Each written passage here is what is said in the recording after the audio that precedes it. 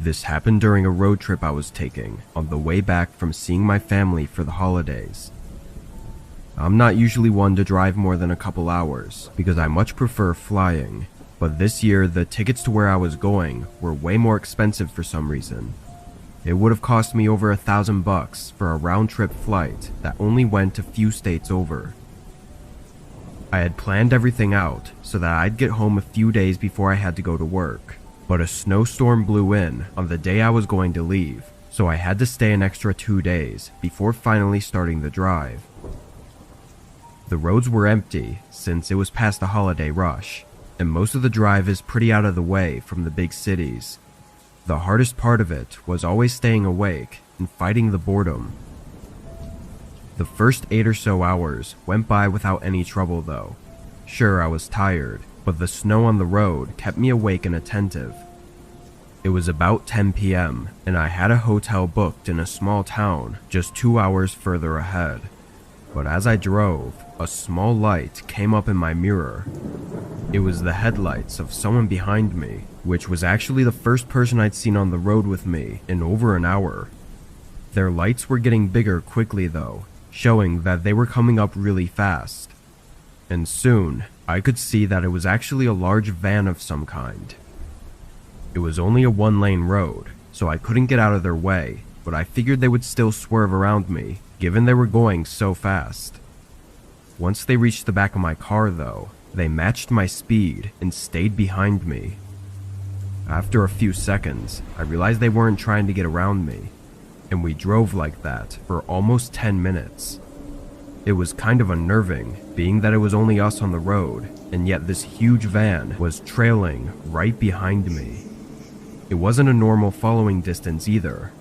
They were so close that I couldn't even see their front bumper or license plate in my mirror.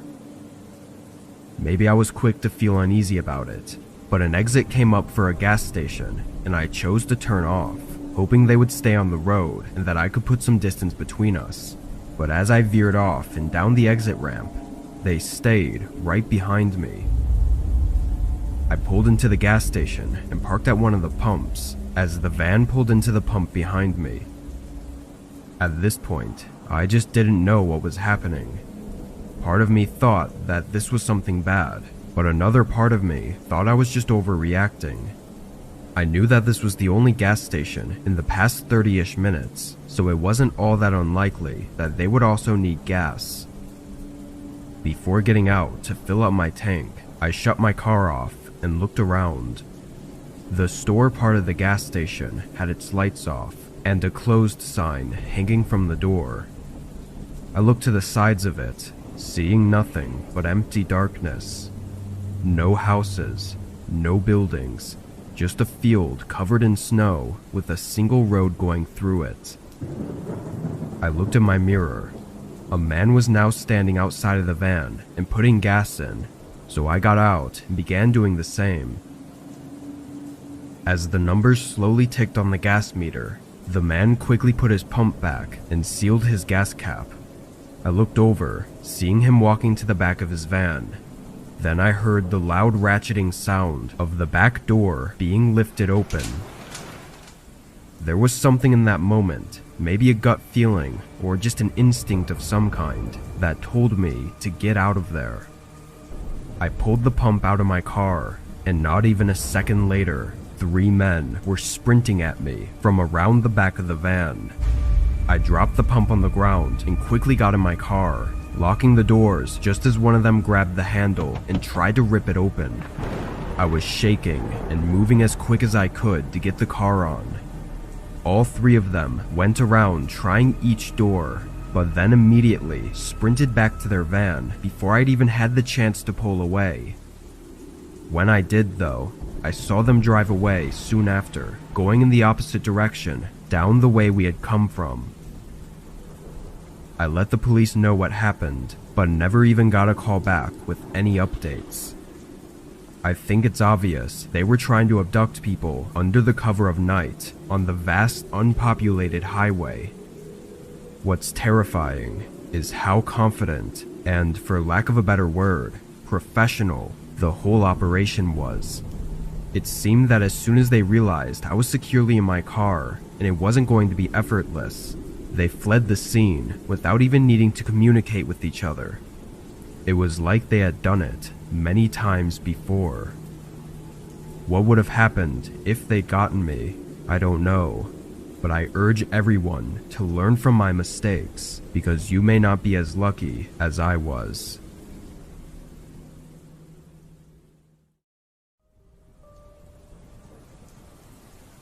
In 2019, I did deliveries for a pizza place near my school. I'd work most days after class, so I could afford to pay for my car and rent. It wasn't a great job in any aspect, but it was good enough to get me through college without being completely broke. This night was no different than most in the beginning. I clocked in at 6 and delivered for 3 hours straight, then took a lunch break and started again at 9:30. I picked up the next order and started heading to the place.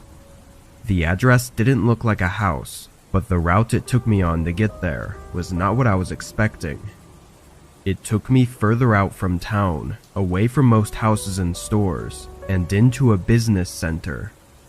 It was an area full of small office buildings and nothing else. I drove down the road and couldn't really tell what any of the addresses were, so I just followed the directions on the GPS and hoped it would take me into the right parking lot. When I turned in, I drove through a pretty long parking area until I reached the front of the building and could read the address. It matched up with the one on the order, but something was off. The parking lot was completely empty, not even the streetlights were on, and the office building had no signs of anyone being inside. I double-checked the address, thinking there must have been a mistake, but it all checked out. I even tried searching it on Google for any places nearby with the same address, but no, this was it. I set my car in park and got out, glancing around before walking up to the door. It was a glass door with a dark tint covering it. I knocked, then took a step back and waited. It only took a moment before the door opened. It was a middle-aged man wearing very casual clothes and holding a small grin on his face. He suddenly got overly excited and said he was happy the food had finally arrived and that everyone was hungry. I looked behind him, not seeing anyone else, and only a single light on in the middle of the hallway. But I ignored it and just told him his total. He must have realized what I was looking for though, as he quickly explained that everyone else was in the rec room on the 3rd floor for a company party. I smiled to be polite, but the man was talking with an overwhelming amount of excitement, so much so that it almost felt like he had to be faking it. He pulled out his wallet and handed me cash for the pizzas, along with a $10 tip. But as I took the money, he asked me for a favor. He wanted help bringing the pizzas up to the 3rd floor. The man had put me in a strange position. Having taken the generous tip already, it felt like it would only be right to help him. On the other hand though, carrying a few pizzas isn't exactly difficult, and it didn't seem necessary by any means. He started walking without me having answered yet, urging me to follow him as he made his way to a door leading to some stairs. I trailed behind, keeping my distance but following him into the stairwell. As I entered though, I felt a cold rush of air and noticed all the lights were off. Only the small light from the hallway lit the entrance to the stairs. The man started making his way up, but stopped once he realized I hadn't continued following him. He turned and made a humorous remark about the lights, but his grin was quick to leave once he saw that I wasn't going to follow him anymore.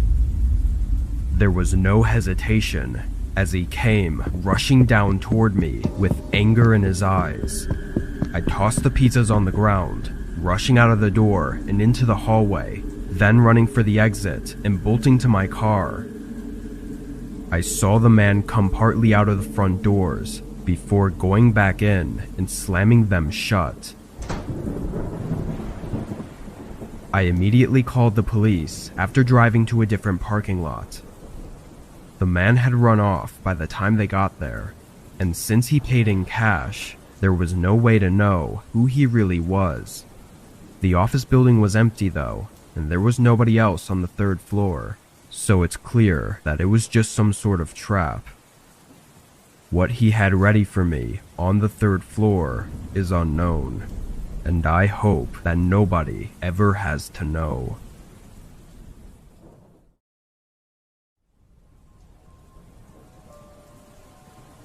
I work for my dad at his small construction business. He runs a yard and warehouse full of materials, as well as manages the job sites the workers are at. Since I was only 17 at the time, my job was to basically be the errand boy. I'd drive materials back and forth and pick up anything that was needed. Depending on the job though, some materials would need to be there before workers arrived, because they would need them so they could get to work right away in the morning. So every once in a while, during busy weeks, I'd have to start work really early, like 2 or 3 a.m., to make sure I could drop everything off in time. Obviously, this was only during the summer, when I didn't have school, so I really had no excuse for not being able to work. I liked doing the deliveries early though, because it was calm and I didn't have to deal with anyone telling me what to do.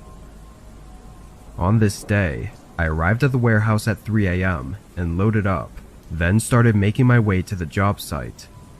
It was a repair job on an old, maybe even abandoned, building at the edge of our town. When I got there, I saw a truck parked right outside. Its lights were off and it didn't look like anyone was nearby.